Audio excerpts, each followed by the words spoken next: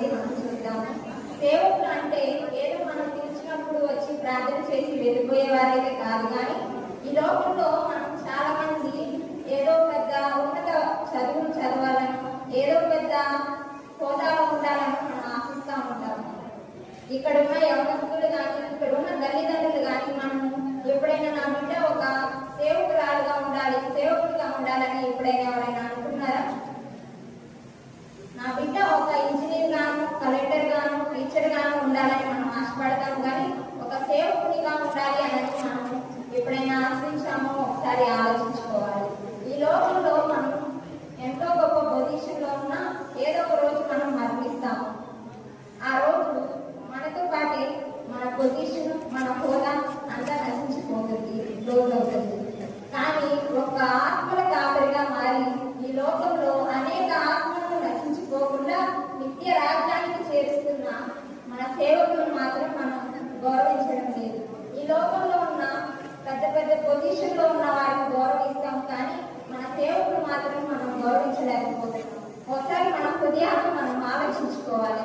మనం మన సేవకులకు గౌరవిస్తున్నామా లేదా అనేది ఒకసారి మనం ఆలోచించుకోవాలి.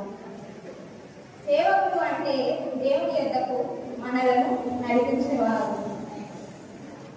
మనందరికీ తెలిసిన సామెత ఒకటి, పక్కింటి పుల్ల కోరే రుచి అన్నట్టుగా మనకి మేత పెట్టు, ఆత్మీయ ఆహారం పెడుతూ మనల్ని పోషిస్తున్న దైవ సేవకుల కంటే దూరాన ఉన్న వారిని అభిమానిస్తూ ఆరాధిస్తూ ఉన్నాము. ఇక్కడ మనకు అద్భుత కార్యాలు జరగట్లేదని, పక్కన ఎక్కడో జరుగుతున్నాయని మనం వెళ్ళేవారుగా ఉంటున్నామేమో. అలాగే దానివల్ల మన నిజమైన సంఘ స్థాపనని మనము బాధను పెట్టేవారుగా ఉంటున్నామేమో ఒకసారి ఆలోచించుకోవాలి.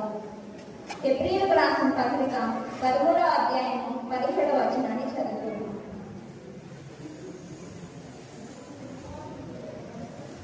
మీ పైన నాయకులుగా ఉన్నవారు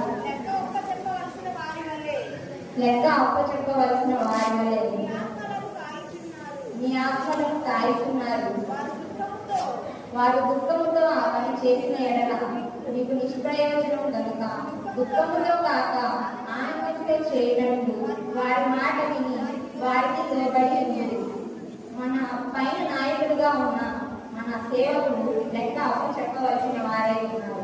వారు దుఃఖముతో కాక ఆనందంతో ఆ పని చేయలాగున వారందరికీ మనము లోబడి ఉండాలని యూత్ సండే రోజున నేను విజ్ఞప్తి చేస్తున్నాను. అలాగే మన సేవకులు వారి